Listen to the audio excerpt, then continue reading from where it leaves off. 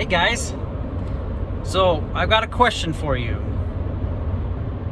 What's the number one thing that you can invest your money in? Now, I've been thinking about this. So here's my dilemma. It's 100 degrees outside and my air conditioner's not working very well. So typical engineer in me says, okay, well, let's think about the system. What could be wrong? And how can I fix it? So I tinkered with the fan motor. I increased the fan motor, and so the air would blow faster, and that seemed to help. But I realized that it's not enough, so I decided to just call a HVAC person to see how much it would cost to have someone just do a tune-up on my air conditioning unit. Well, the first company I called said that they couldn't help me for almost a month. The other company I called said it was $129 for the tune-up plus the cost of the refrigerant. So I asked, well, how much is the refrigerant? And he said it was something ridiculous, like $120 plus per pound, when I had just seen that I could buy 10 pounds for $130. So he's charging me as much for 1 pound as I could buy for 10. So then I was like, okay, I'm not doing this. I'm going to figure out how to recharge my air conditioning system on my own, which I learned is illegal because you have to be certified to be able to install the Freon. Anyway, I'm always in these sort of situations where whether my car's broken down, my air conditioning unit's broken down, and I can fix it, but I normally only fix it because I want to save money.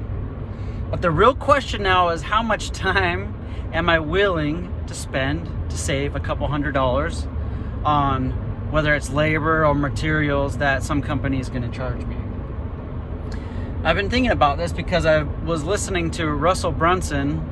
I guess my wife told me about it. A little kid asked him how much money he makes per hour, and he just thought for a second. He's probably like, $10,000 to $15,000 per hour. Now I realize I will never, ever make that much money if I'm always trying to figure out how to fix my car, my AC unit, whatever it is around my house, to save a couple $100. My time is going to be way better spent paying somebody to do those tasks so my brain could be focused on learning how to sell products online, how to move my business forward, how to coach, or whatever it is that will help my business move forward. Because I will never make more than that service technician does if I'm always doing their job. And then, in 20 years, I'm not going to be better at the craft that I really want to be good at. So I've been realizing that the best use of investment money is almost on myself. It is to pay somebody to do the things that I don't want to do, that is not going to add value to my life, so I can focus on those things that I have chosen to be the most valuable, whether that's spending time with my family or becoming, one of the best at selling things online or moving my business forward. So I just want to ask you and challenge you, what are those things that you are doing with your time to save a couple $100 when you should be focused on becoming a specialist in something that will help you make more money or be happier or whatever it is that you want in your life? For me, I want to make more money. I'm doing those things to save a couple $100. I really should be paying somebody to do those tasks so I can focus on what is going to move my needle the farthest. So anyway, that's something I want you to think about. My wife and I talk about it. It's like the chicken and the egg. Do people who pay others to do their yard work, to fix their cars, did they have money first before they paid people? Or did they pay people so they could focus on things that would make them more money and And that's why they are wealthy. You know, I think about that when I pass a big house.